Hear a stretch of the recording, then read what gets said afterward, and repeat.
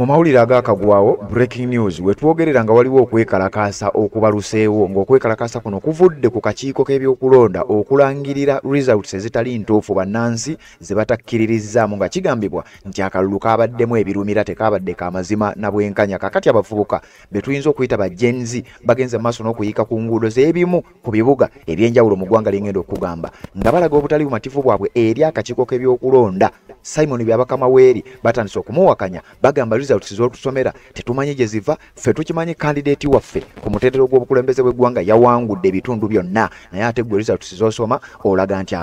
omusajja ali mu buyinza yagenda maaso n'okuba nga aliidinga. Kakati kino kiwaliriza bannansi ab'enjawulo naddala abawagira oyo ali ku ludda olw'opposition okugenda ku streets ezimu mu bibuga ebimu okulaga obutali bumativu, era we twogerera mu ggwanga okwekalakasa kwandibanga kugenda kutandika era kwandibanga kugenda kweyongera. Njagala owulirize bulungi nnyo mu mboozi eno era nkuleetedde agamu ku mawanga agazze gasisinkana okwekalakasa okw'abavubuka kye tuyita Gen Z protest, era nga gye bigweredde abamu ku bakulembeze bawunzise badduse oba ezimu ku policies ziwunzise ziggiddwawo oluvannyuma lw'okwekalakasa kw'abavubuka bano kye tuyita Gen Z. Ogenda kutya ezimu programs zino nazikola mabegako era ogenda kuddamu oziwulire. Njagala owulirize katambi ku katambi era njagala olabe lutalo ku lutalo olabe abavubuka bazze bagoba batya, bazze beerwanako batya ne bagoba abakulembeze bano ababadde bamaze emyaka mu buyinza bw'amawanga gaabwe, wabula nga abavubuka bayituyita ba Gen Z beerwanyeeko nga bayita mu kwekalakaasa okw'emirembe ne baba nga basobodde okuba nga batuwalaganya. Kakati nga sinagenda eyo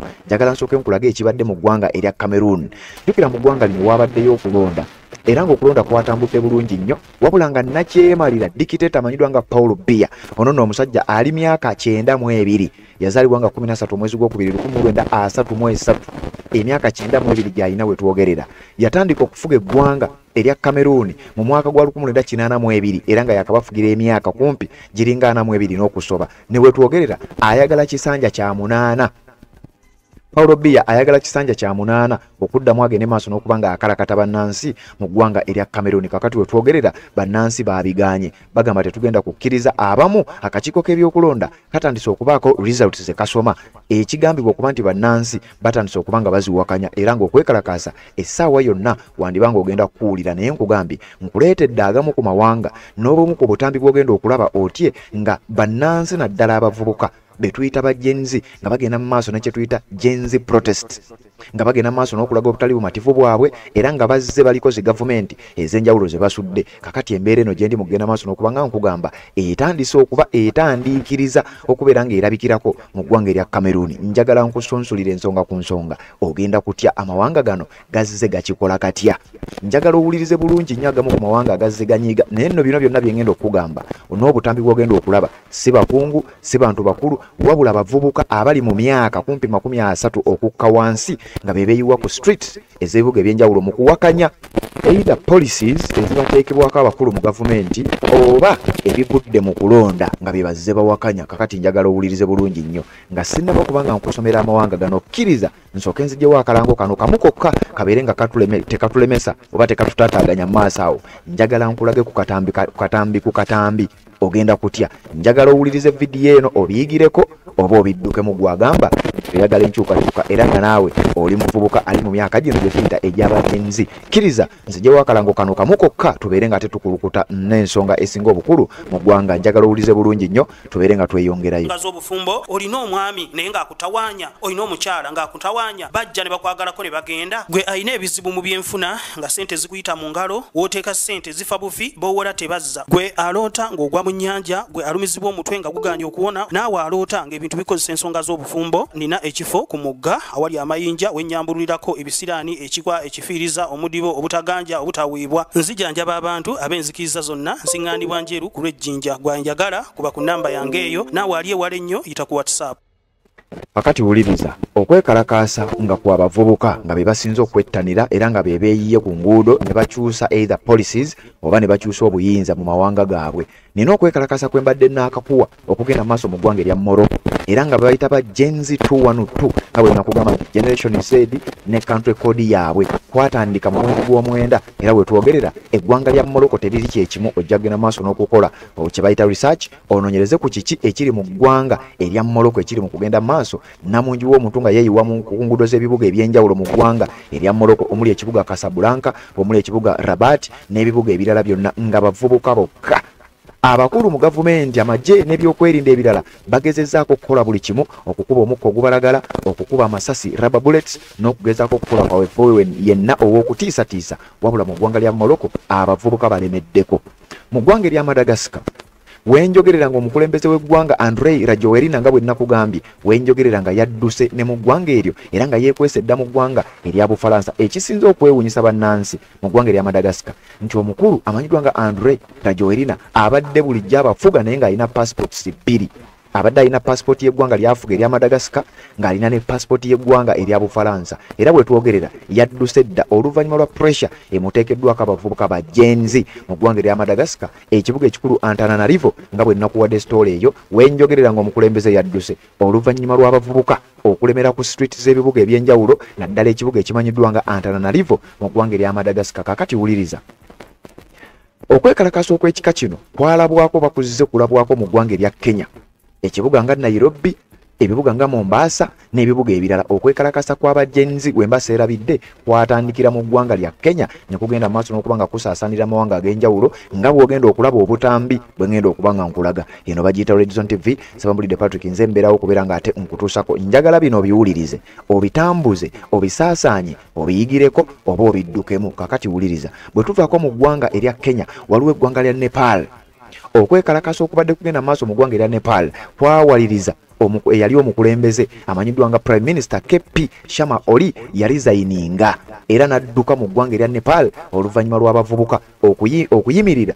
ne balemera ku streets ez'ebibuga ebyenjawulo ne baapointi nga amanyiddwa nga Sushila Kaki ononno kati we twogerera nga ye Prime Minister mu ggwanga erya Nepal oluvannyuma lw'okwekalakasa okw'abavubuka bokka kye bayita Gen Z abaagenda maaso n'okuba nga balemera ku nguudo ez'ebibuga ebyenjawulo mu ggwanga erya Nepal. Kakati gwampuliriza bino obirabirako ki ate nkyakutwala ogendagenda maaso n'okuba nga ate obiyiga. Waliwo okwekalakasa okubadde kugenda maaso mu ggwanga erya Indonesia. Eggwanga lya Indonesia omwaka gwa 2025 gwonna kumpi gubaddemu kwekalakasa nga kigambibwa nti abavubuka okusingira ddala abayizi b'amatendekero be bakulembeddemu okwekalakasa kuno nga ebimu ku bibanyigiriza kye bayita economic frustrations. Ebyenfuna mu ggwanga lya Indonesia bibadde byakka, police brutality nti abasajja b'ebyokwerinda babadde bakozesa eryanyi okukuba bannansi mu ggwanga lya Indonesia nga kye kimu ku ebyo byabanyiizizza. Ne bagamba tetugenda kukkiriza jjoogo, tetugenda kukkiriza, tukimanyi bulungi nnyo nti teriiyo gavumenti ku nsi kuno esinga bantu baayo maanyi. Kati bano ne bagenda ku nguudo z'ebibuga ebyenjawulo mu ggwanga lya Indonesia ne baba nga balaga obutali bumativu bwabwe nga ne wetwogerera ebintu tebyasigadde kimu. Kigambibwa nti waliwo n'abamu ku bavuzi ba takisi oba zi boodabooda oba bali mu sekita ey'entambula baatuuka n'okuwalirizibwa okwegatta ku bayizi kubanga bakiyita student and youth led protests. Era nga guno omuyaga oba okwekalakasa kuno kweze eggwanga lya Indonesia nga ne wetwogerera policies ezimu zakyuse dda. Sinakindi okwekalakasa kuno kuyinza okuba nga tekugenda kukoma. Kakati nowulira bwe tuva mu Indonesia waliwo okwekalakasa okugenda maaso mu ggwanga erya Philippines era nga kwatandikira ddala mu mwezi gw'omwenda omwaka gwennyini gwenjogerako. Bino nonkuwaamu briefly kubanga maaso awo ngenda kukulaga obutambi kugenda kutya era oluvannyuma lw'okulaga obutambi ngenda kuddamu nkuteekateeka nkuwe pulogulaamu mu bujjuvu erimu okwekalakasa mu mawanga gano nga bw'ogenda biwulira ate byonna otegeere byaggweerawa. Ngenda bikuwa gye bujjako. Ojja kuddamu nkole vidiyo endala nga nkunnyonnyola bino wabula bino mbikuwaako briefly olw'ensonga nti waliwo obutambi bwenjagala okuwa maaso awo obeere nga obulaba bulungi nnyo gwampuliriza. Mu ggwanga lya Philippines waliwo okwekalakasa naye ng'okwekalakasa mu ggwanga lino kwasinga kuva ku kye bayita okwekalakasa ku kye bayita flood control project. Waliwo project essente ezafuluma okuva mu gavumenti nga zakulaba nga bazimba zi project ezigenda okuyambako okukakkanya amataba. Jjukira eggwanga lindi lya Philippines libadde likubwa nnyo amataba. Kakati gavumenti yafulumya ssente ate abakungu baayo bennyini ssente ne bazibba amataba ne gasigala nga gakuba bannansi. Wetwogerera nga obunkenke bweyongera naddala mu mwezi gw'omwenda kye bayita Asian Spring okwekalakaasa activism okw'abavubuka kye bayita youth led activism ba Gen Z baafuuka engo mu ggwanga lya Philippines era nga wetwogerera ezimu ku policies zakyuka n'abamu ku bakungu bagambibwa okuba nti baasibwa, abalala baatuuka n'okudduka mu mawanga gaabwe olw'aka pressure akazze kateekebwawo ba Gen Z nga bwe njagala owulirize. Bwe tuvaako awo ne tugenda mu ggwanga baliyita East Timor. okwekalakasa kwe bayita Timor Leste.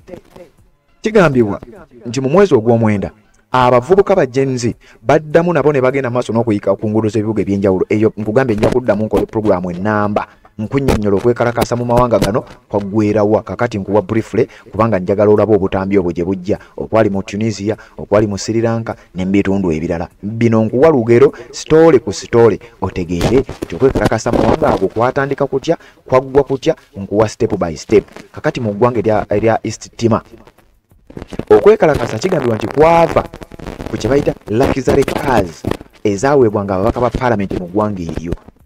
nti abamu ku babaka mu parliament baweebwa emmotoka ez'ebbeeyi ng'ate munnansi ali mu kweyaguza lujjo. Kakati mu ggwanga erya East Timor kyawaliriza abavubuka okuyika ku street z'ebibuga eby'enjawulo ne baba nga balaga obutali bumativu bwabwe, nga ne weetwogerera olunaku olwaleero ebintu si bye bimu. Abavubuka ba Gen Z bagenze maaso n'okuba nga bakyusa ebintu. Kakati wuliriza bino tebyakomaawo. Mu ggwanga erya Mongolia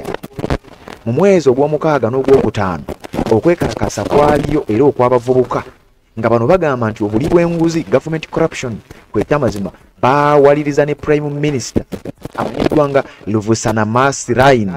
Ayun Ardene okulekulira entebe olukunga lw'abavubuka mu ggwanga erya Mongolia okulemerako ekifaananyi ky'olaba baali balumbye agandibadde ng'amaka g'omukulembeze ky'oyinza okuyita State House nga balaga obutali bumativu bwabwe, era prime minister w'eggwanga lya Mongolia yawalirizibwa okudduka mu ggwanga eryo olwako ka pressure akaali kamuteekeddwako. Kakati ate nkugambye bino bigenda mu maaso kumpi mu mawanga gonna.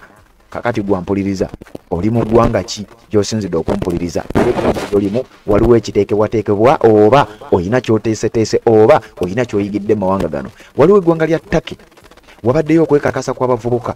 era nga kigambibwa nti okwekalakasa okwo nakati kukyagenda mu maaso, era nga n'okwekalakasa okwo kwatandikira ku social media. Okwekalakasa kwatambula kye bayita Gen Z protests mu ggwanga erya Italy mu mwezi ogw'omwenda kubaddeyo, mu ggwanga erya Bufalansa mu mwezi ogw'omwenda kubaddeyo, mu ggwanga erya Serbia mu mwezi ndooza gubadde gwa mwenda n'ogw'ekkumi ne wetwogerera nakati kukyaliyo. Naye nga okwekalakasa mu Serbia kwatandika 2024 era nga kwabavubuka kwatandikira ku social media. Mu South America waliyo eggwanga baliyita Peru okwekalakasa mu mwezi ogw'omwenda kubaddeyo nga bagamba nti President Dina Boluarte ono n'ekibiina kye bafuze bubi eggwanga kwabavubuka kwatandikira ku social media. Mu ggwanga erya Paraguay okwekalakasa kwatandika mu mwezi ogw'omwenda era nga wenjogerera kukyagenda maaso ne kusaasaanako ne mu ggwanga lya Peru byonna ogenda kubira ono wetwambukako mambuka ne mu ggwanga lya USA mwennyini waliyo okwekalakasa. Naye ng'okwekalakasa kuno kwonna kwenzize enkulaga kwabavubuka kyekisooka kutandikira ku social media kyekyokubiri, ate either policies zikyuka oba abakulembeze badduka. Nyongera okujjukiza teweerabira okusubscribinga ku channel yaffe eyo backup channel yaffe bagiyita Red Zone Media. Eyo bw'onaabanga tondabye wano ojja kundabiranga ku mukutu ogwo, naye ng'okusinga programu zonna oba updates zonna eziri live zetu streaminga tugenda kuziteekanga ku channel eyo. Kakati atanagisubscribingako bagiyita Red Zone Media. Ngitadde wansi na wano angitaginze wansi wano mu kigambo kyolaba ekya bbulu ekigamba nti Red Zone Media 2 mu bbulu, kale ya bbulu okikwatako nekikutwala direct ku channel yaffe eyo eya Red Zone Media. Kubanga ate ensonga oyongera ogenda mu maaso n'okubanga ozitegeera. Kakati njagala olabe nkugambye bino mbikuleetedde katambi ku katambi, ogenda kukala ogenda kutya nga sinaba kubanga nkulaga bino ebyali mu ggwanga erya Tunisia n'ebyali mu ggwanga erya Sri Lanka. Bino nno byo mbirese mu butambi lwa nsonga obutambi buno nabukola gye buvuddeko njagadde okubuza. Ekyokubiri nakola emboozi emboozi eno nagikola mu ngeri gye byabaawo okwekalakasa kwatandika kutya, biki byajja bihappeninga, abakulembeze badduka batya, ogenda kutya. Kakati kkiriza nsooke nkujjukize Haji Kasujja omusomi w'edduwa akugamba nti gwe alina ebizibu eby'enjawulo ebikutawaanya bye wandyagadde okubanga osootinga, munoonyeko ennamba y'essimu ye eri 0753 855 0753 856464 okwekalakasa kuno osobole okubanga okutegeera bulungi nnyo nga Haji Kasujja amaze okubeera nga akukolako. Ngenda kutandikira mu ggwanga erya Sri Lanka then nja kuwunzikira mu ggwanga erya Tunisia nkulage babakulembeze abadde bafugwa bubi bavuddeko batya ng'abavubuka be beeyiye ku nguudo ne babawaliriza okuva mu buyinza badduse batya nga bano abasinga obungi badduse buddusi. Ogenda kutya bino biwulirize ate nga bw'osubscribinga ne ku channel yaffe eri bw'oba tonnakikola njagala obeere ng'okikola kati osharinge ne information eno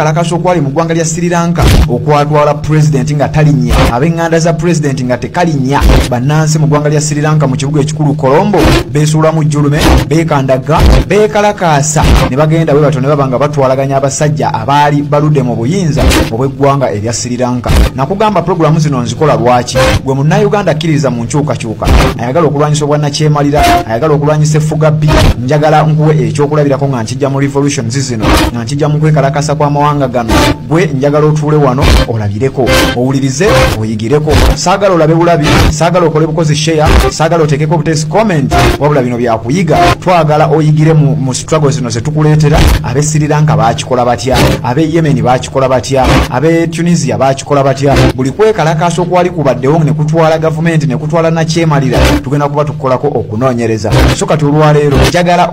oyigire ku kyali e Sri Lanka mu mwaka gwa 2022 Gotabaya Rajapaksa ne famire ye bonna abaali bajjudde mu gavumenti y'eggwanga erya Sri Lanka mu kibuga ekikulu Colombo abantu ba bulijjo baba batwalaganya nga tekalinnya sebambulire Patrick Nzendiwo ku mikutu gyaffe egya bulijjo okwesinzira okubanga kwondabira era kwenjagala osinzire oteeke obubaka osheyalinge ate onyumirwe pulogulaamu eno kugambe njagala otuule owulire ekyali mu ggwanga lya Sri Lanka mu mwaka gwa 2022 mwezi gwali gwakusatu ng'ennaku z'omwezi 15 2022 bannansi mu ggwanga lya Sri Lanka mu kibuga ekikulu Colombo ekikulu eky'eggwanga erya Sri Lanka baatandika mpolampola okulaga obutali bumativu bwabwe eri gavumenti ya musajja mukulu amanyiddwa nga Gotabaya Rajapaksa ne basajja be n'ab'eŋŋanda ze kubanga gavumenti yaabwe yali ejjuddemu ab'eŋŋanda abako n'ab'emikwano nga mujjudde effugabbi nga mujjudde obuli bw'enguzi nga mujjudde okutyoboola eddembe ly'obuntu nga mujjudde buli kikobero kyonna ky'omanyi baddikiteeta okwetolola ensi yonna bye batera okuba nga bakola mu mawanga ago bye baba bakulembera abantu ba bulijjo nga balaba ebintu gavumenti byekola nga bakulembeze bo bakyejalabya abooluganda b'omukulembeze nga nabo beejalabya boonona ssente y'omuyi w'omusolo newankubadde ng'ate eggwanga lyabwe erya Sri Lanka lyali liri mu mbeera embi ddala mu byenfuna. Kigambibwa mbu mu ggwanga eryo okuvaavaako kw'amasannyalaze gwali kususse ebbula ly'amafuta ne gaasi nakyo kyali kisusse embeera ya bulijjo nga si nnyangu mu ggwanga lya Sri Lanka ng'abantu ekyokulya bawammanta kiwammante ng'abantu ebyokukozesa ewaka tebigulikako wabula ng'ate abakulu mu gavumenti bo balabika nga basaasanya akasente balabika nga boonona akasente ku ntambula zaabwe okulya kwabwe okwambala kwabwe ng'era bw'olaba ne mu ggwanga Uganda Yoweri Kaguta Museveni nze naggamba revolutions zino nzikuleetera ng'ekyokulabirako obenga nawe osobola okuyigirako kati ekintu ekyali mu ggwanga lya Sri Lanka mu mwaka gwa 2022 njagala okusinzira wano okutegeeza nti kyekintu ekyefaananyirizako nga kyolaba mu ggwanga Uganda pulezidenti omu n'ayambala engoye ezibalirirwamu akakadde k'ensimbi mu lunaku lumu just nga ssente ezisaasaanyizibwa ku mukulembeze w'eggwanga nga buwanana billions and billions of dollars nga ze ssente ezisaasaanyizibwa ku mukulembeze w'eggwanga ne mu ggwanga lya Sri Lanka eyali alikulembera amanyiddwa nga Gotabaya Rajapaksa bwe kityo nakyo bwe kyali kati n'abantu ba bulijjo ne bagamba kino kisusseewo omulamuzi tetugenda kigumiikiriza Gotabaya Rajapaksa ne basajja bo n'ab'eŋŋanda zo mugenda kuba mutuviira abantu ne batandika mpola okwekalakaasa mu bitundu eby'enjawulo batandika ne bukando nga bakuma bukando nga bwe batambulira mu bubinja obutonotono wabula ekintu kyagenda kisajjuka ekintu ne kigenda nga kigaziwa ng'abakulembeze bakiraba ng'ekyokusaaga kumbe kibagaziwako kati njagala otuula otereere ogenda kwetegeeza lwaki ebyobugagga by'abasajja bano baabikweka mu ggwanga Uganda tuula nkunyumize emboozi oli ku Redison TV oli ne Sebambulidde Patrick nga bulijjo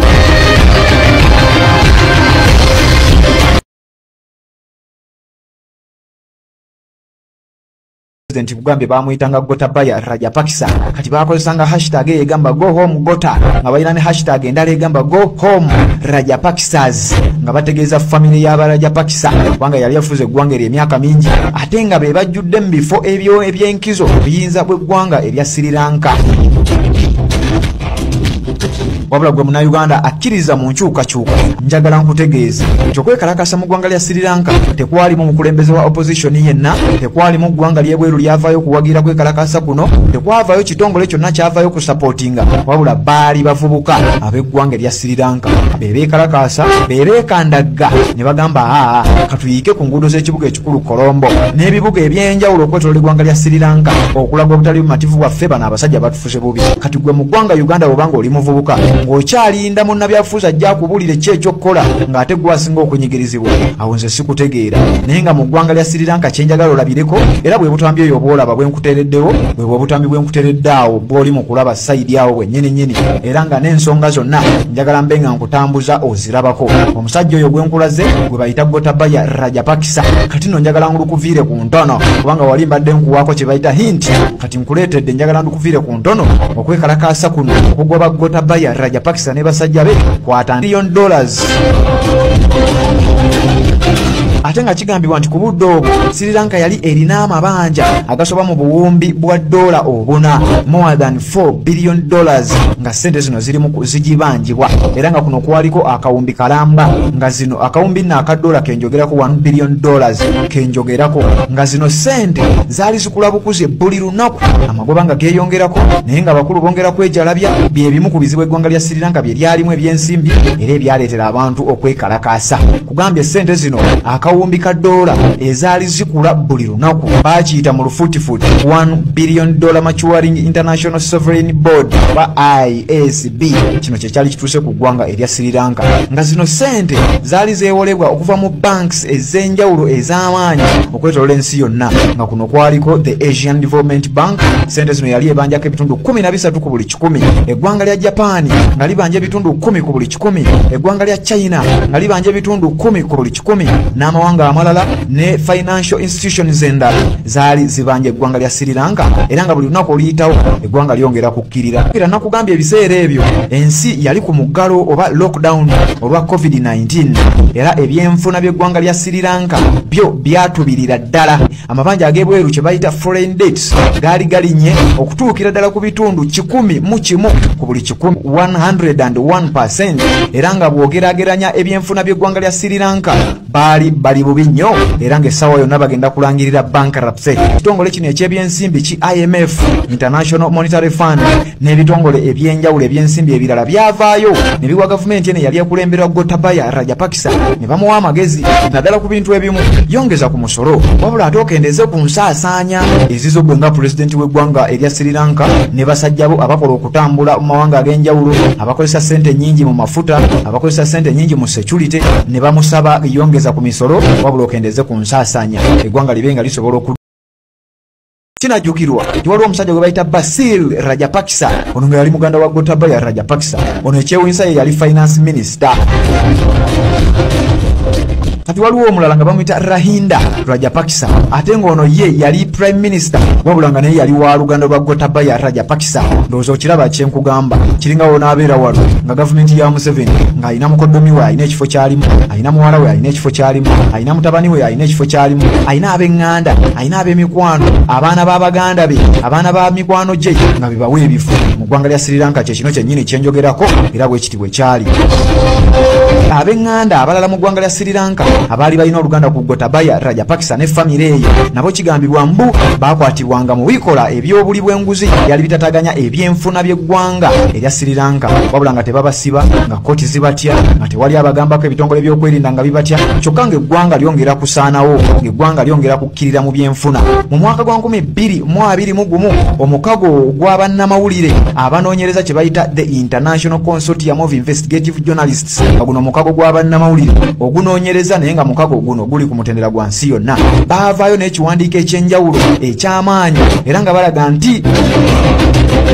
omu ku booluganda lwa Gotabaya Rajapaksa yali akozesa ssente z'eggwanga okugaziya obugagga bwa famire ewaabwe waka mu ggwanga lya Sri Lanka n'okwetoloola ensi yonna waliwo ne kazini wa Gotabaya Rajapaksa amanyiddwa nga Gotabaya Nirupama Rajapaksa ono nga ye yali ambasada wa Sri Lanka mu ggwanga erya USA ne mu ggwanga lya Mexico lwaki bakikola batojjukira eggwanga lya USA n'eggwanga lya Mexico geeriraanye ate ngeri Sri Lanka gyetaalina ssente nnyingi nnyo ne basalawo embase yaabwe ebeere mu ggwanga erya USA naye ng'eddukanyizibwa omusajja omu amanyiddwa nga Gotabaya Nirupama Rajapaksa nga yaddukanye era nga ye ambasada wa Sri Lanka mu mawanga ago gombiriri ekyokulabirako kyenyinza okuwa na wano mu ggwanga Uganda embase y'eggwanga lya Sri Lanka eri mu kibuga Kampala naye ate nga ambasada ow'eggwanga erya Sri Lanka ate addukanya eggwanga Uganda n'eggwanga lya Kenya era nga ambasada ali omu mu ggwanga Uganda n'eggwanga lya Kenya kakati no ne USA ne Mexico bwekityo bwe kiri omusajja ono Gotabaya Nirupama Rajapaksa yasangibwa yakwatibwako mu misango egy'enjawulo egiri connected ku kubba ssente z'eggwanga lya Sri Lanka.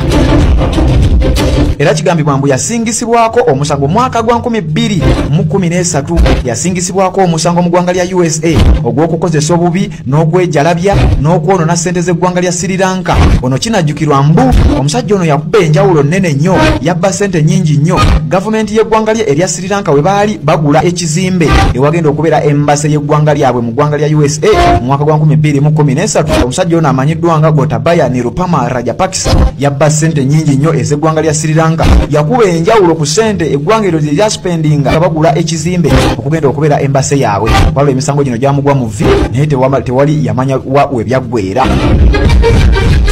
Sri Lankan Airlines ano njagala owulirizeewo nnyo.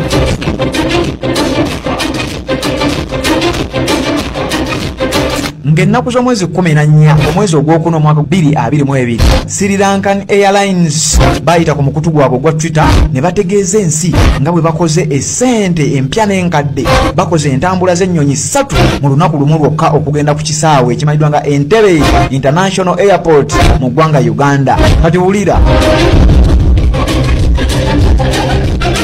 okunoonyereza kwalaga mbu zaali metric tons 102 metric tons nga zino zaali zaaki zaali za bintu ebitaategerekeka wabula nga byali biri printed nga biri mu printed format nga biraga biringa ssente ezi emprinting naye nga byateekebwa ku nnyonyi. Njagala oteebereze ennyonyi 3 ez'amaanyi zibwaguuga nga zitisse tani 12 ez'ebintu ebiprinting ebyefaananyiriza ssente nga babitwala ku Entebbe International Airport mu ggwanga lya Uganda. Wabula nga nabano nabo Sri Lankan Airlines tebaavayo kutegeeza nsi ekituufu kyali ki, bituufu biki bye baavuga ennyonyi nga babitwala ku kisaawe Entebbe eky'eggwanga Uganda. Wabula mbu gavumenti zombi, gavumenti y'eggwanga Uganda ne gavumenti ya Sri Lanka zaateekawo embeera era Sri Lankan Airlines ne basambuulayo tweet yaabwe eyo.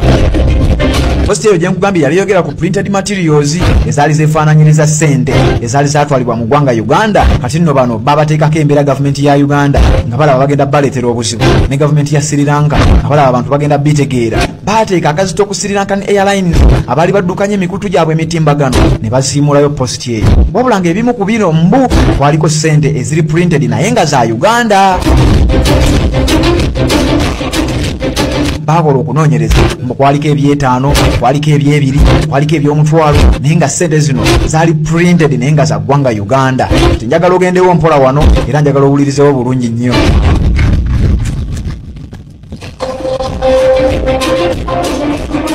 Kati nno nkugambye ng'olw'embeera eyaliwo wakati w'eggwanga Uganda n'eggwanga lya Kenya ku nsalo eyawula amawanga gano gombiriri, mujjukira embeera eyo, embeera nga emmotoka z'amafuta, emmotoka z'ebyamaguzi nga tezisala ku nsalo ya Uganda ne Kenya.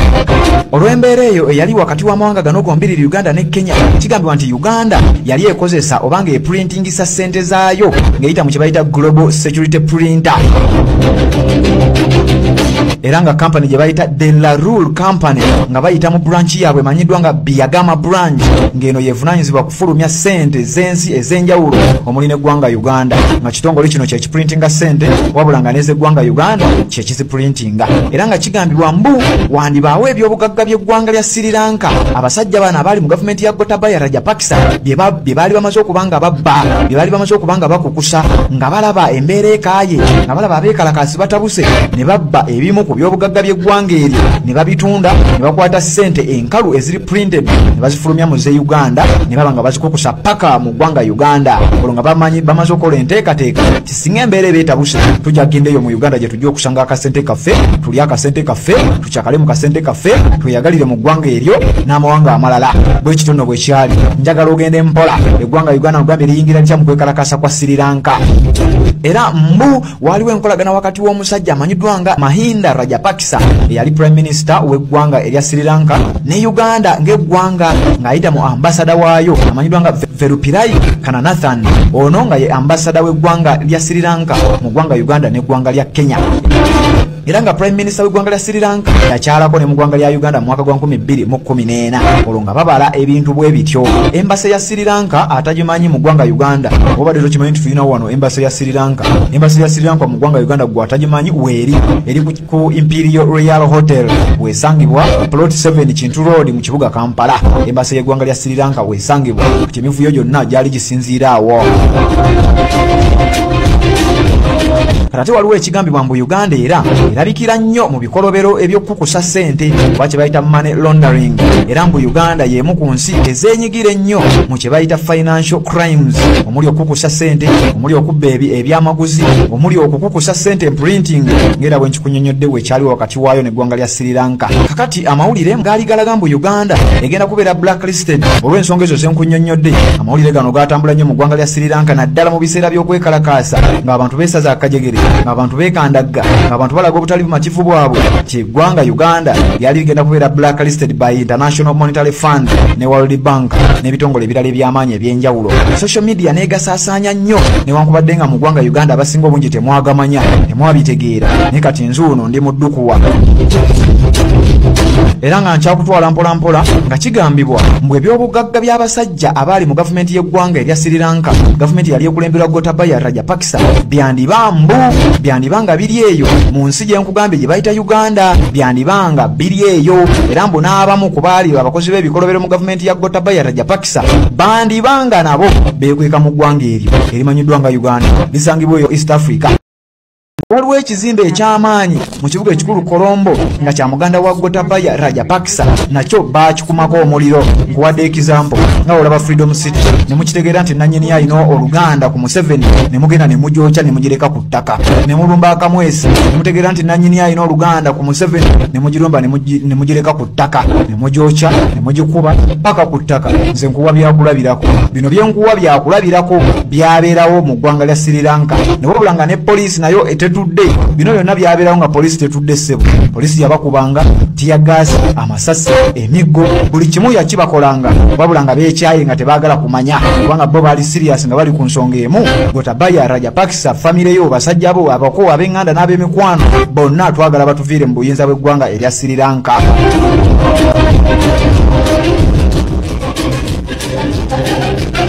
Kakati ng'ennaku z'omwezi 11 omwezi ogwokutaano ogwo gwennyini gweggambye mu mwaka 2022 amagye baagawa ebiragiro ebikakali ne babagamba nti kati mukube ku nnyama, buli gwolaba eyeekalakaasa ne babawa orders shoot to kill nga bwe walaba wojjukira wano mu kwekalakaasa kwa 2020 mu ggwanga Uganda munnamagye omu, bannayuganda abangi gwe baavaayo ne bamukazaako liiso moja, yavaayo n'ayogera nti police has a right to shoot you. Kati nno noono omusajja bw'atyo yalabikirako mu ggwanga lya Sri Lanka ng'ennaku z'omwezi 11 omwezi ogwokutaano 2022 yategeeza abeekalakaasi mu ggwanga lya Sri Lanka nti police has a right to shoot you. Era abantu babulijjo batandika okukubwa amasasi, abantu babulijjo batandika okufa, batandika okutondoka nga babakuba bubi nnyo naye nga tebatudde. Bwe batta omu nga abalala balumba, bwe batta 10 nga beeyongerako 10, bwe batta 2 nga beeyongerako 2. Abantu baafa mu ggwanga lya Sri Lanka. Wabula oluvannyuma lw'embeera eno ekitongole kya America ekimanyiddwa nga US Department of State kyavaayo n'ekiwandiiko eky'amaanyi ennyo ekikambwe ne kirabula gavumenti y'eggwanga lya Sri Lanka, ne kirabula musajja mukulu Gotabaya Rajapaksa, ne kirabula Prime Minister we Mahinda Rajapaksa nti ssebo bassebo mukuba abantu tubalaba, mutulugunya abantu tubalaba, mutandise n'okuwa amagye ebiragiro eby'okkuba ku nnyama ffe tubalaba, n'ebikolwa byonna bye baali batandise okukola gavumenti y'eggwanga erya United States of America n'evaayo n'ebawooninga era n'ebawansale sale bakomye kino ne tuyingira omwezi ogwa June. Kati nakugambye omusajja yali ayitibwa Basir Rajapaksa, ngonono naye yali wa luganda lwa Gotabaya Rajapaksa ng'ennaku z'omwezi 9 omwezi ogw'omukaaga omwaka 2022 nakugambye onono yali finance minister. Kati kuba akafaananyi ng'omusajja muganda wa Museveni nga minisita w'ebyensimbi mu ggwanga eryo bamuyita Basir Rajapaksa, yali minisita w'ebyensimbi finance minister mu ggwanga lya Sri Lanka. Ng'ennaku z'omwezi 9 omwezi gwa June yapondooka, yawalirizibwa, yafoosingibwa, yatya n'alekulira ebifo byombi. Nkugambye yali finance minister ate nga mu ngeri y'emu mubaka wa paalamenti nga olaba wano minisita w'ebyensimbi bamuyita Matiya Kasaija, ate mu ngeri y'emu mubaka alina constituency gy'akiikirira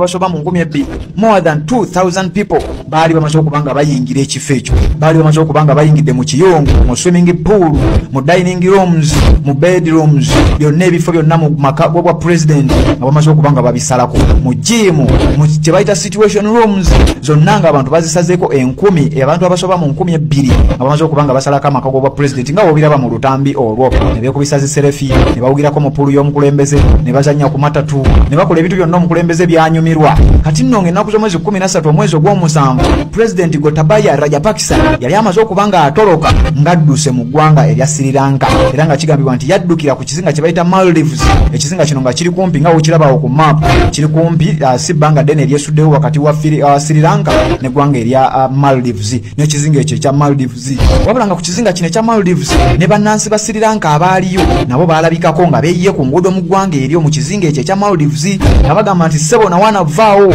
nawana aveewo agende yeeyongereyo oba sekyaddeyo e Sri Lanka abantu bamukoleko bannansi nga olaba bannayuganda abawangalira mu ggwanga lya Bungereza bwe baavaayo ne bagoba amama mbabazi mu hoteri emu ne bagisalako ne beekalakaasa kati nno ne bannansi b'eggwanga lya Sri Lanka abaali ku kizinga Maldives baakola ekintu kye kimu Gotabaya Rajapaksa n'adduka mu kizinga ekyo yeeyongerayo mu ggwanga lya Singapore era nga yakozesa ennyonyi ekika kya Saudi ya Boeing 787 ye yamuyambako okudduka era ng'ekitongole kya Sri Lankan Air Force oba SLAF kye kyamuyambako era kye kyakakasa bino ky'omusajja bannaye tumuddusizza era omusajja adduse okuva mu ggwanga erya Sri Lanka tino nze nga nkulabira nga mmaliriza omusajja ono yasinziireyo mu ggwanga lye nkugambye gye yaddukira ye yasinziira n'alangirira nga bw'alekulidde era n'ategeeza bannansi b'eggwanga lya Sri Lanka nti bannange okuva n'olwaleero nze sikyali pulezidenti wammwe munsonyiwe byonna binsobyeko munsonyiwe byonna byesitambuza bulungi eggwanga lya Sri Lanka ndibalekedde banaye kansooke mbadduke bannansi mutwale eggwanga lyammwe maaso naye nga omwezi gwa Novemba nga gutandiikiriza omwaka gwa 2022 abeekalakaasi baatandika okukendeera baatandika okugenda nga bakendeera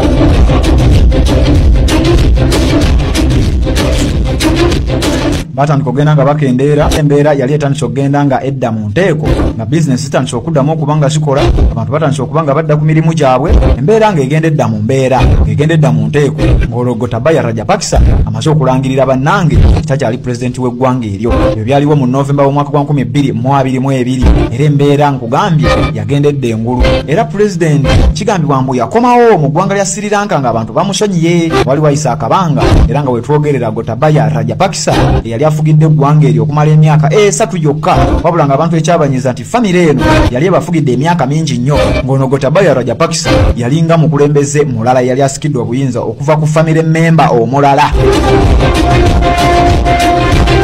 era nga maliza njagala nkutegeeza Gotabaya Rajapaksa abeera mu ggwanga lya Sri Lanka mu kibuga ekikulu Colombo naye ng'abeerayo ng'omuntu wa bulijjo singa pulezidenti singa omukungu naye nga weebale nnyo weebalire ddala gwe wenna agoberera Red Zone TV genda oteeke mu Red Zone TV ku YouTube yo osubscribinge okwate ku kide bw'otyo obeere nga tomisinga bubaka bwonna kakati nno bwe nti bwe ndabise olunaku olwaleero tugenda kuba tuddamu okulabagana ate nate ku lw'omukaaga olwa wiiki ejja n'ensonga ze zimu naye nga ku lw'omukaaga olwo ngenda kubanga nkuleetera kye bayita the Egyptian Revolution ngenda kuleetera ekyali mu ggwanga lya Egypt ekyatwala omusajja Hosni Mubarak ngenda kikuleetera ku lw'omukaaga olujja wano wennyini mu kifo kye kimu Sebambulidde Patrick nze mbaddewo weebale nnyo weebalire ddala Red Zone TV kati n'olwaleero bali kwekumira ku Red Zone TV genda ku YouTube yo otekemu Red Zone TV osubscribinge okwate ku kide ekyo ekya notification nga bwe nakugamba buli lwa mukaaga essaawa 4 ez'okumakya nti ngenda kuba nkutuusaako programu emanyiddwa nga The Political Archives wano ku Red Zone TV kati n'olwaleero ntuuse nkuleetedde kye bayita The Tunisian Revolution bagiyita The Tunisian Revolution abamu bagiyita The Sidi Bouzid Revolution abalala bagiyita Jasmine Revolution abalala ne bagiyita Jasmine Spring naye nga kino kyonna yali revolution eyatwala omusajja amanyiddwa nga Zine El Abidine Ben Ali eyali akulembedde eggwanga lya Tunisia okumala emyaka 23 n'ennaku 6 607 kakati nno gwe ali mu ggwanga Uganda ng'owulira olulimi lw'enjogera ng'oyaayanira enkyukakyuka njagala ogoberere nnyo pulogulaamu eno njagala olabire ku bintu ebyali e Tunisia oyagala okulwanyisa obuli bw'enguzi oyagala okulwanyisa obubbi obufumbekera mu gavumenti ez'enjawulo njagala owulirize nnyo pulogulaamu eno era njagala nkutwale mpola mpola nsonga ku nsonga ki ekyagenda mu maaso mu ggwanga erya Tunisia era lwaki Zine El Abidine Ben Ali yali akulembedde eggwanga eryo okumala emyaka 23 n'ennaku 67 bannansi bamutwala batya kati ye pulogulaamu gye nkuleetedde eno revolution eyali mu ggwanga erya Tunisia eyatwala Ben Ali eno ye revolution oba okwenunula oba okwekalakaasa okwamala ennaku 28 mu ggwanga lya Tunisia mu mwaka gwa 2011 baali abantu obukadde 11 naye nga mu ggwanga Uganda mu mwaka gwa 2011 Uganda yali erina abantu abasoba mu bukadde 33 kati nga wetwogerere essaawa eno yennyini mu mwaka wa 2023 Tunisia erina abantu obukadde 12 n'okusoba naye ate nga Uganda ekunukkiriza obukadde obuwera 50 obw'abantu Uganda bwe tuba nga twalina abantu emiliyoni 33 mu mwaka gwa 2011 nga Tunisia balina abantu emiliyoni 11 kwe kwava abantu emitwalo 4 ne beeyiwa ku nguudo z'ebibuga eby'enjawulo mu ggwanga lya Tunisia ne baba nga basobola okwetakuluzaako Zine El Abidine Ben Ali kati nga mu Uganda tulina obukadde 33 mwalemererwa ku ki nga bwe twogerera olwaleero Tunisia erina obukadde 12 n'okusoba obw'abantu mu ggwanga eryo essaawa eno yennyini naye nga okusinziira ku mukutu ogwa Worldometer Elaboration Uganda ekunukkiriza abantu obukadde 50 Dino nno nkizaayo eri gwe Munnayuganda agoberera pulogulaamu eno ku bantu obukadde 50 mwenna mulinze kalulu okuliko abantu basobola kuwera mitwalo 10 egy'Abannayuganda basobola okwewaayo ne bagamba ffe tetugenda kulinda kalulu leka ffe tukole ekyaffe nga bannansi mu ggwanga lya Tunisia kye baakola ne baba nga basobola okwetakuluzaako omusajja ono namwe ne muba nga musobola okwetakuluzaako enfuga bannansi mu ggwanga lya Tunisia nabo gye baali balwanyisa obudde obwo Desemba ng'ennaku z'omwezi 17 omwaka 2010 okwekalakasa lwe kwatandika okwekandaga lwe kwatandika mu ggwanga lya Tunisia paka ng'ennaku z'omwezi 14 omwezi ogwa January 2011 oluvannyuma lwa Ben Ali okubanga abinnyika mu nsuwa n'adduka mu ggwanga lya Tunisia zaali n'ennaku 28 nga bwe nkugambye naye nga tezaali nnyangu kati era njagala nkubuuze gwe mu Uganda musobola kwekalakaasa kumala nnaku mmeka abasajja n'abakazi n'abaana balooya abakulu b'amasomero abasomesa abayizi ku matendeke amasomero ag'enjawulo abasawo mu malwaliro aga gavumenti n'aga private abasirikale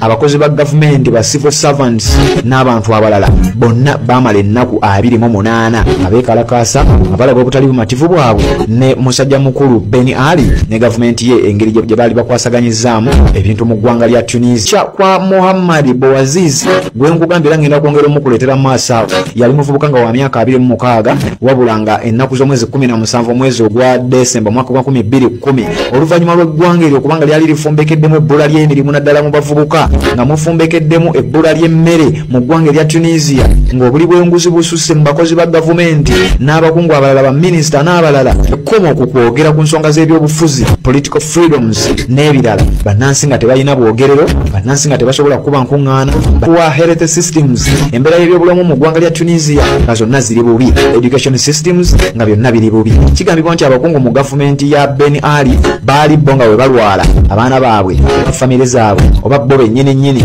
nga batwalibwa amawanga amanene amawanga nga Bungereza amawanga nga US amawanga nga China eyo nga gye bajjanjabirwa ate nga bituuka mu by'okusoma bannansi babonaabona ne kye bayita government education naye nga ate abakungu mu gavumenti ya Tunisia ne baminisita mu gavumenti eyo ng'abaana baabwe babatwala ku university eziri e China eziri e Russia eziri e Bungereza eziri e US eziri e India ne mawanga amalala naye nga bannansi be babonaabona n'ebyenjigiriza ebifu ebyali biri mu ggwanga erya Tunisia ku buddo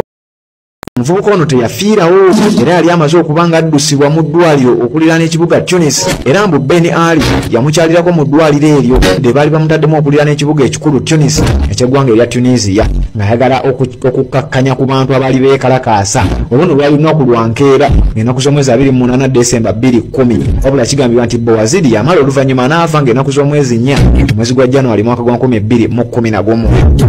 wabula nga bino byonna we byabeererawo ng'empapula z'amawulire ez'enjawulo ez'enjawulo zaakamala okwanika obubbi, obuli bw'enguzi, obulyake, obutemu na buli kikolobero kyonna ekyali kifumbekedde mu gavumenti ya Ben Ali mu ggwanga lya Tunisia. Amawulire okwetoolola ensi yonna, empapula z'amawulire ez'amaanyi baali bamaze okuba nga bawandiika, era nga kino kyayongera obusungu abeekalakaasi ng'ennaku z'omwezi 28 omwezi ogwa Novemba 2010 olupapula lw'amawulire olumanyiddwa nga Wikileaks lwali lumaze okuba nga luwanika obuli bw'enguzi n'obubbi mu gavumenti ya Ben Ali. El País nga luno luva mu ggwanga lya Spain lwali luwandiise, Le Monde olw'eggwanga lya Bufalansa nga luwandiise, The Guardian olwa United Kingdom nga luwandiise, n'empapula z'amawulire okwetoolola amawanga amalala nabo gamaze okuba nga gaanika obubbi, obufere n'obulyake obwali bujjudde mu gavumenti ya Ben Ali. Era kigambibwa mbu abantu nga banyiivu nga tebasalikako musale baasalako ofiises za gavumenti mu kibuga Sidi Bouazizi, Muhammad Bouazizi gye yali ava, nga balaga nti omwana waabwe takoleddwako kimala era nga bagamba tateekeddwa kufa yekka, bwekiba kyetaagisa kufa tujja kufa. Poliisi yajjayo tiya gas, poliisi nejjayo pepper spray, poliisi nekuba abantu amasasi n'emiggo, wabula nga abantu baali bagumye nga tebakyatya kintu kyonna, nga bagamba ekijja kijje, ffe tugenda kufa nammwe. Poliisi muli batono nnyo, ffe tuli bangi nnyo, mujja kuttako be musse, ffe tugenda kulwanagana nammwe. Kakati nno ng'ennaku z'omwezi 22 omwezi gwe gumu ogwa Desemba, omuvubuka omulala amanyiddwa nga Lassine Naji naye yasalawo okwekubya amasannyalaze n'afa. Ono ye yalaba nga abantu batandise okupondooka, abantu batandise okukendeeza speed gwe baali beekalakaasiza, n'agamba nedda bannange, omusajja tubadde tutandise omulinnya ku nfeete, abasajja tubadde tutandise obbafunza, abantu ba bulijjo temuggwa mu maanyi, kubanga ffe tetulina bwe tugenda kubeerawo omusajja ono singa addamu n'atufuga. Naye bwatyo n'agenda naye kuba amasannyalaze volts ez'amaanyi, n'aba nga naye yafiirawo. N'omulala amanyiddwa nga Ramzi Aboudi naye yetta ng'agamba nti embeera gy'alimu mbi nnyo, nga yagamba nti embeera y'ebyensimbi n'amabanja gaali gamutuddemu teri yamuyamba, gavumenti yali tefaayo ku bavubuka baayo. Omuvubuka ono amanyiddwa nga Ramzi Aboudi n'agamba nange sijja kubeera mu nsi eno bwe buma nga abantu babulijjo mupondooza, omusajja ono asigale ng'akyatufuga, nze okusinga okupondooka oba okufa nga abasajja bampambye kangende nejje mu bulamu bw'ensi eno. Era omusajja oyo naye n'aba nga yasobola okuba nga yetta. Olwo ng'ennaku z'omwezi 24 omwezi ogwa Desemba 2010 Muhammad Amari omu ku beekalakaasi, poliisi yamukuba amasasi mu kifuba agamuttirawo, era ng'abo bangi nabo baavaawo n'ebiwundu, era nga ensasage oba okulwanagana kwali kw'amaanyi nnyo. Abantu ba bulijjo nga banyiivu nga bagamba ekijja kijje, ffe twasazeewo dda, twagala kulaba Ben Ali ng'afudde mu ntebe ennene ey'eggwanga erya Tunisia. Omuwendo gw'abantu guwerera ddala baabakunganga bannaddiini, abasomesa, abasawo, abakozi ba gavumenti, ba civil servants, abayimbi, bannakatemba na buli kategore y'abantu bonna baali bamaze okuba nga beegatta ku bantu ba bulijjo, nga nabo bagamba ekimala kimala. Gavumenti ya Ben Ali ne basajja bo musaanye mutuviire mu ggwanga erya Tunisia, nga bonna bassa kimu, tebalinga baggwanga Uganda. Bano balwanira federation, bali balwanira copyright, bano balwanira busente, bali balwana kukyusa mbeera y'abantu. Abayizi b'amasomero ku universities ez'enjawulo ennene nabo baavaayo ne beegatta ku beekalakaasi, nabo ne batandika okuteekawo embeera. Balawyers, bannamateeka ebitundu 95 ku buli 100 okwetoolola eggwanga lya Tunisia nabo baali bamaze okuba nga beegatta ku bantu, era nga nabo bamaze okuba nga bagamba ekimala kimala, ffe tugenda kuyimirira n'abantu ba bulijjo. Ben Ali ne basajja tambula ove mu ggwanga lyaffe, mutufuze bubi basajja mmwe, mutulisiza akakanja basajja mmwe, nga bagamba ekimala kimala, mutambule mutuviire twekwatire mu nsonga z'eggwanga lyaffe. Ben Ali yavaayo ku mukutu gwa TV ogumu ogw'eggwanga n'ategeeza ensi nti bannaye abeekalakaasa bano be mulaba bapangisiddwa era si bannansi, era n'alabula okubakolako obubi ennyo, n'abagamba tugenda bakubamu amasasi kubanga tukimanyi babapangisiza temuli bannansi. Naye abantu ne bavaayo nga bamukyalenjinga nti ssebo bannansi 10,000 bw'oyita abapangise, omuntu kyasobola okupangisa abacuba abali mu 10,000 ne bajja ne bayika ku nguudo z'ekibuga ekyo. Ku lunaku lwe lumu Ben Ali era yavaayo n'avumirira nnyo kye bayita international media, mu media zino ez'ensi yonna, omulizi Al Jazeera, omulizi BBC, omulizi CNN n'emikutu emirala nga bw'ogimanyi, nti emikutu gino gye givuddeyo ne gyongera ebbugumu mu kwekalakaasa. Kino nno kyajja oluvannyuma lw'okuba nga local TVs nga olaba wano zibukedde, nga olaba zi NBS, nga olaba zi BBS, nga olaba bamaze okuziteekako ekkomo. Temutambuza obutambi bw'abantu abeekalakaasa, temutambuza obutambi bwa poliisi nga zikuba abantu, temubuzannya ku TV zammwe, tujja kuziggyako layisinsi. wabula media zenjawulo okuva mawanga amanene baavayo bo ne babifulumya era Ben Ali yavaayo n'abavumirira bubi nnyo nti bano be bongedde ebbugumu mu kwekalakaasa kuno wabula bino byonna nga bannansi bamugamba ssebo twagala otuviire ekimala ssebo emyaka gy'otufuzeeko gimala ky'otubonyabonyezzaako kimala twagala otuviire mu ggwanga lyaffe erya Tunisia era ng'ennaku z'omwezi 29 omwezi gwa Desemba omwaka gwa 2010 Ben Ali eyakulembera eggwanga eryo yakola enkyukakyuka mu kabineeti ye era nga communications minister eyali amanyiddwa nga Osama Ramdan yali amaze okuba nga amujja mu kifo ekyo ng'amulanga nti lwaki tagaana TV zino talina ngeri yonna gy'ayinza kukola TV zino enziba nga tezisaasaanya butambi buno talina ngeri yonna gy'ayinza kukola bannansi ne baba nga bali mu kizikiza ng'obutambi buno tebabulaba bwe balengera bali mu kibuga Sidi Bouazid nga balengera ekiri mu kibuga Tunis nga balengera ekiri mu bibuga ebirala nga baddamu amaanyi kati omusajja ono n'ategeeza Osama Ramdani nti bw'oba nga tosobola kukendeeza ku information engeri gy'eflowingamu n'amugoba ne baminisita abalala bangi yavaayo n'abagoba nga bagamba tebakoze kimala wabula nga wonna yeekwata ku bisubi ng'embeera etandise okuba nga erinnya enkandaggo ng'embeera etandise okuba nga emutawukako gavumenti yalaba kiyitiridde Pulezidenti Ben Ali n'alangirira kafyu okwetolera eggwanga lyonna nga singa ziwera ssaawa emu tekyali akkirizibwa kutambula tekyali akkirizibwa kufuluma nnyumba ye ng'olwo balaba abantu embeera etabuse nga baagala okubaako engeri gye babakkakkanyaamu wabula nga byonna buteerere wayita essaawa mbale bubazi omuyimbi amanyiddwa nga Eri General eyali yayimba oluyimba abantu lwe baakozesanga nga anthem mu kwekalakaasa tuyinza okutaminga nti freedom songs ennyimba ezirwanirira eddembe ly'obuntu bazikozesa ennyimba z'omusajja ono amanyiddwa nga AR General bazikozesa mu kwekalakaasa nga olaba bannayuganda bwe banaasalawo okukozesa oluyimba tuliyambala engule we are fighting for freedom ennyimba ezeefaananyiza bwe zityo kati nabali baayina ennyimba z'omusajja ono amanyiddwa nga AR General bazikozesanga nga bye bakozesanga anthems nga bagenda bayimba ku nguudo z'ebibuga ebyenjawulo okwetolola eggwanga lya Tunisia naye yakwatibwa omusajja oyo ng'ennaku z'omwezi 24 Desemba 2010 nga bamulanga kinno lwaki wayimba ezo ennyimba lwaki abantu bakozesa ennyimba zo nga beekalakaasa lwaki ennyimba zo zizzaamu abantu amaanyi osigala nga beekalakaasa wabula yateebwa nga balaba abantu ate bataddewo embeera kubanga oluvannyuma lw'okumukwata bannansi mu ggwanga lya Tunisia baavaayo ne bagamba nedda bassebo temujja kutumanyira omusajja yayimba nnyimba ze mumuleke alye butaala ne basalako poliisi olw'ekkomera mu baali bamusibidde abasajja ne batya nnyo ne bawalirizibwa okumuta n'atandika okuba nga alya butaala watandaba kubanga osubscribinga genda ku YouTube weteeka mu Red Zone TV osubscribinge okwate ku kide obeere nga tomisinga bubaka bwonna